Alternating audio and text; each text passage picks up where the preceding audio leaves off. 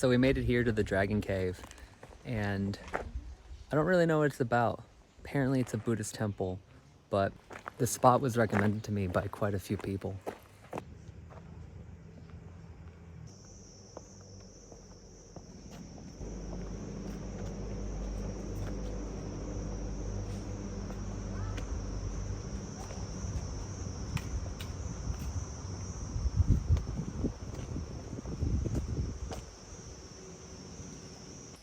Walking to the cave itself is absolutely gorgeous. You're in like a super lush and dense jungle. It's really nice.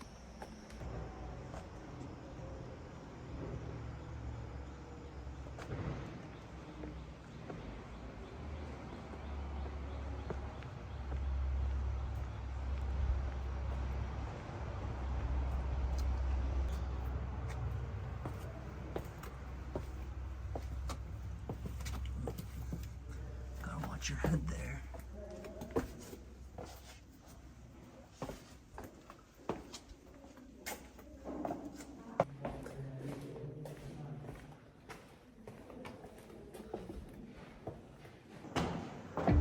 Pretty much have to walk this whole thing completely crouched.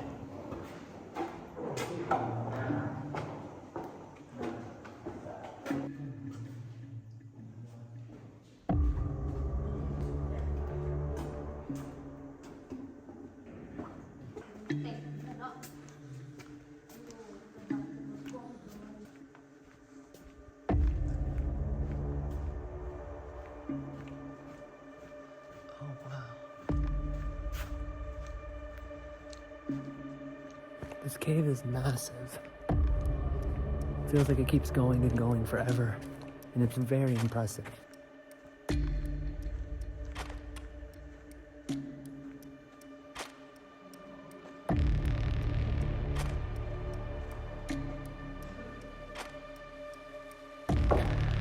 This place is massive. I mean, check it out.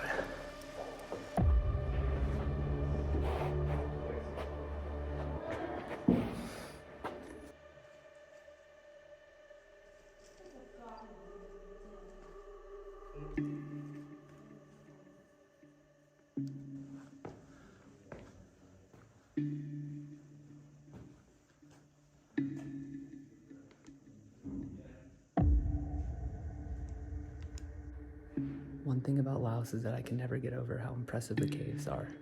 I mean, look how cool this is.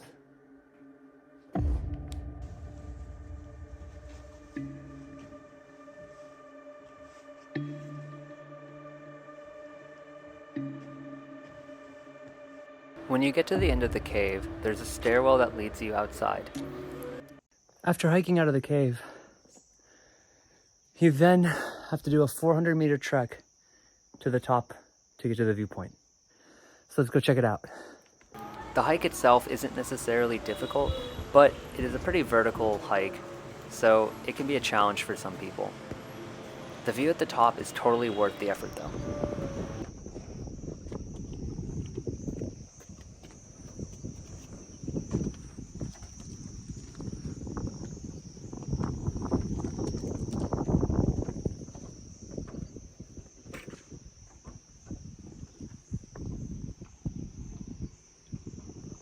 After spending a bit of time hanging out at the top, I make my way down and continue my journey on the loop. Riding the loop is overall a really scenic ride with lots of little things you can stop and see.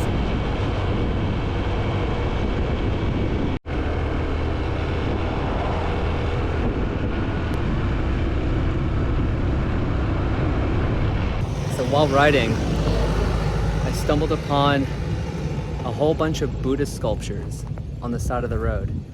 It seems to be a really popular tourist spot, and there's a bunch of shrines around.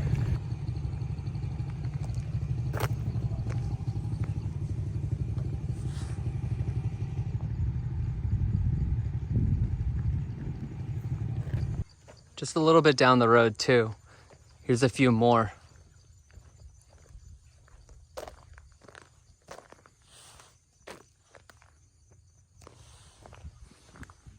After stopping and checking out these Buddhist statues for a little bit, I continue my journey and start my search for a guest house I can stay at for the night. Since the loop is literally a paved highway road, it's pretty easy to tell when you're going to come up to a town or when you need to stop at a place. I made it to my guest house for the night for my second day, and they didn't actually have any rooms available, so now I'm sleeping in this tent. This is what 50 cents will get you at a guest house. But the actual guest house area is really pretty. It's just kind of a bummer that they didn't have any rooms, but oh well.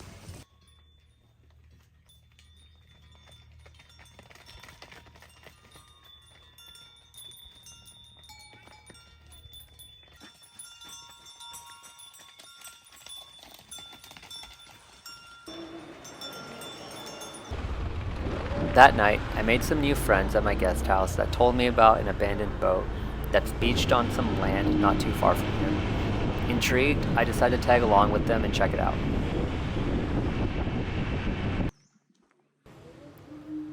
When we get to the boat, we find that it looks nothing like what we had thought. I was expecting to see something more along the lines of an abandoned, shipwrecked type of boat, but instead, this boat looks almost brand new.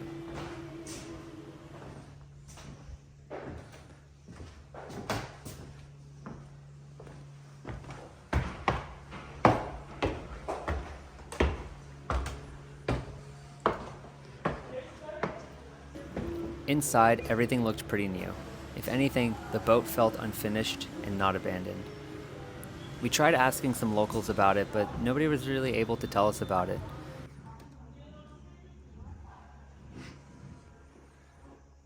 Toilet? It was definitely an interesting thing to check out regardless. And it was definitely worth the detour. Somebody.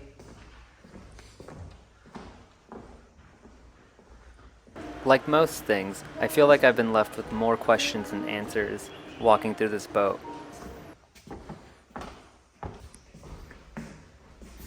This place is really cool.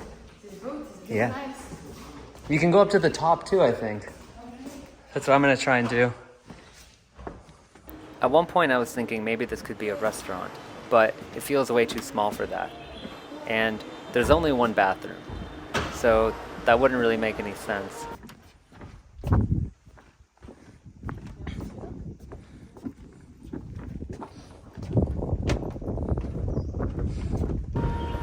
So I guess the question remains, what was the point of this boat?